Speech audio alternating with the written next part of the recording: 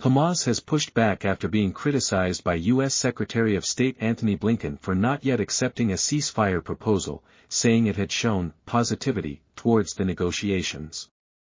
The group said it had dealt positively with the latest proposal and all proposals to reach a ceasefire agreement. It said, in contrast, while Blinken continues to talk about Israel's approval of the latest proposal, we have not heard any Israeli official voicing approval. Mr. Blinken has repeatedly said that Israel has accepted a ceasefire proposal outlined by President Biden on May 31. Israel's government has not officially said so, though an Israeli plan formed the basis for Mr. Biden's declaration. Speaking in Qatar on Wednesday, Mr. Blinken expressed frustration with Hamas's response to the Israeli ceasefire proposal, which the group delivered on Tuesday. The details of the response have not been made public, though Mr. Blinken said Hamas had proposed changes, some of which, he said, were unworkable. At some point in a negotiation, and this has gone back and forth for a long time, you get to a point where if one side continues to change its demands, including making demands and insisting on changes for things that it already accepted, you have to question whether they're proceeding in good faith or not. But in a series of statements on Wednesday night, Hamas questioned whether Israel had actually accepted either the plan or a UN Security Council resolution endorsing it. The world did not hear any welcome or approval from Israeli Prime Minister Benjamin Netanyahu and his government to the resolution, it said.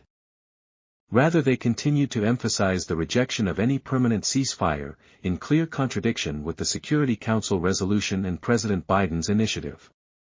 Hamas said that on the other hand, it had clearly expressed its positive position on what was included in U.S. President Joe Biden's speech and on what was included in the resolution.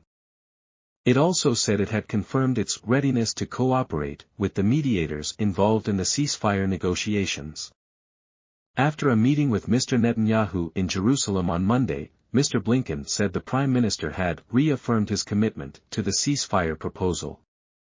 Mr. Netanyahu has not publicly endorsed the plan, although the War Cabinet which he leads authorized the proposal which was delivered to Hamas on May 27. That proposal, reportedly lengthier than the summary presented by Mr. Biden, has not been made public, and it is unclear whether it varies from what the president conveyed in his televised statement at the end of last month. One of the main sticking points between the two sides appears to be their visions for ending the war. Reports say Hamas is insisting first on written guarantees that Israel will end the war before it will sign up to the plan. Mr. Netanyahu has said the war will not end until Hamas's governing and military capabilities have been destroyed and the hostages returned. The war began after Hamas attacked Israel on October 7, killing about 1,200 people and taking 251 others back to Gaza as hostages.